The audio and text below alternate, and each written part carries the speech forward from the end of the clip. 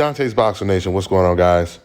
So, in the biggest year of boxing, there are a lot of big fights coming up. There's a lot of big fights that have already taken place. We're going to see two of them this week. We just seen the first one earlier this week on Tuesday, the Stephen Fulton versus Naoya Inoue fight, where Inoue moved up in weight and knocked out Stephen Fulton, one of the most impressive wins of the year. In a way, he managed to knock out a unified, undefeated American champion.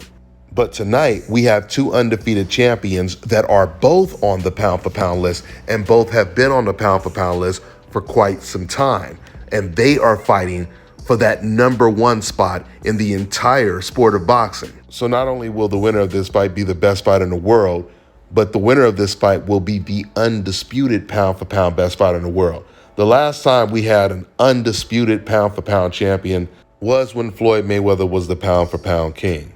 With that being said, now we go into the current new media pound-for-pound list. This is a list that me and Aki, we put together, and it's the most legit pound-for-pound list you guys are going to see today. Before the emergence of social media, we used to get real, legitimate pound-for-pound lists that were very impartial, and they were based on resume, skills, dominance, and this is exactly what you have in this list right here. Now, once again, Terrence Crawford and Errol Spence will be fighting today, but we wanted to show you guys how the current list looks before things change today. Everyone already knows that Terrence Crawford is currently pound for pound the best fighter in the world. I'm just going to speed through this since you guys already see the list on the screen right now.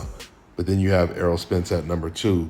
You have Dimitri Bivol at number 3. And just a little quick summary when it comes to Bivol. Bivol, he did completely dominate Canelo Alvarez, a fighter that old media said was the Michael Jordan of the sport at the time. And then he came right back and dominated a previously undefeated Gilberto Ramirez. And Ramirez looked like he was easily 15 to maybe 25 pounds bigger than Bivol the night of the fight. And it still turned out to be possibly Bivol's easiest fight of his career, at least one of his easiest wins. So after Bivol is Naoya Inoue, who just came off of a huge win, moving up in weight and knocking out, not just beating, but knocking out the unified, previously undefeated American champion, Stephen Fulton. Not only did I think that Fulton was going to beat Naoya Inoue, but I thought that Fulton would have the easiest assignment out of Gervonta Tank Davis and Devin Haney.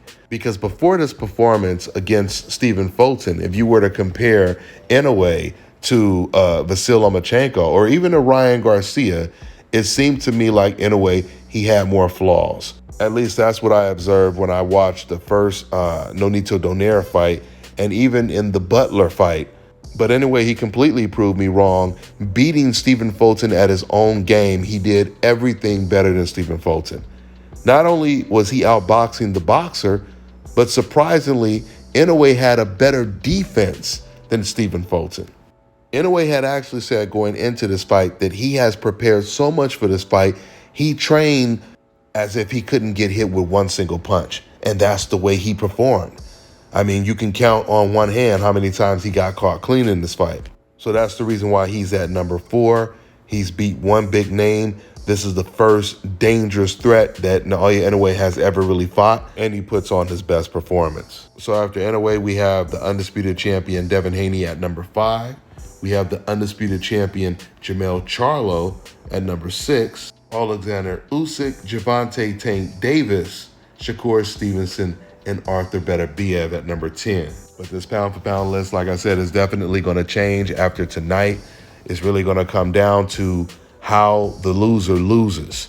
If it's one of those fights that's razor-thin close that could have gone either way, then the loser can still be extremely high on the pound-for-pound list. But if the loser completely gets knocked out and dominated, then obviously he will be much lower on that list. So with that being said, let's see how things play out tonight. That's all I got for now, guys. I'm on to the next one. All right, now check this out, guys. If you're looking to repair eczema scars, burns and bruises, dark spots and blemishes, fever blisters, diabetic ulcers, this right here is the perfect product for you guys. It's called Elo Diki Face and Body Oil. Athletes and top-ranking boxers, they're also using it after training to reduce swelling, inflammation, and to ease the pain. So get yours today. Go to elodiki.com, like them on Facebook, and follow them on Instagram.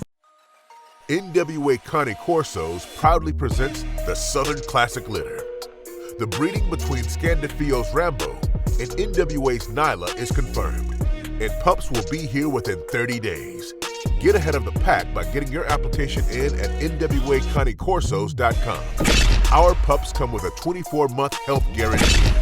Contact us on any platform at NWA Connie Corsos. We stand behind our dogs.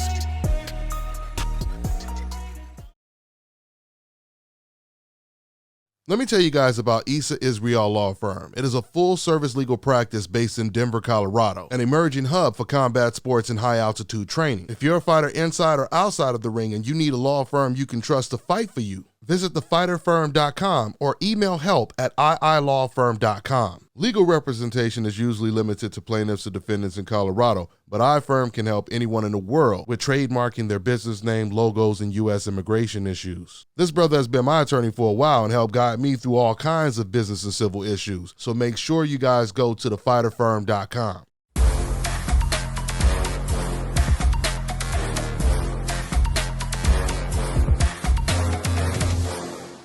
My name is Chris, and I'm all the way here from Anchorage, Alaska at Scalp Carolinas, and I'm here for my second treatment of SMP. Well, I was sitting at home one day and going over my Facebook page, and they have different, like advertisements popping up, and I saw one for SMP. And I saw some pictures of some guys, before and after, and I was looking at that, and it caught my attention. So I Googled it. SMP, nothing showed up in my area. So, I did a little more research, and all of a sudden, Scalp Carolinas popped up in the web browser. So I started watching his videos and seeing all the reaction from all the other people. We talked on the phone, we made appointments and everything. I sent him pictures, and he looked at them, and I was like, "Can you fix this?" And, he pretty much said, "No problem." My first session, he made me feel extremely comfortable. It was almost like I was talking to family. He started, and during the whole treatment, we talked and, about our families and our life, and, and things that he does and things that I do. And before I know it, the first session was over. When you see someone doing something that they love, as much as I see Enoch Glover love what he does, it shows in his work. I wouldn't point anyone in any other direction but here to North Carolina, Scalp Carolinas, to get this done.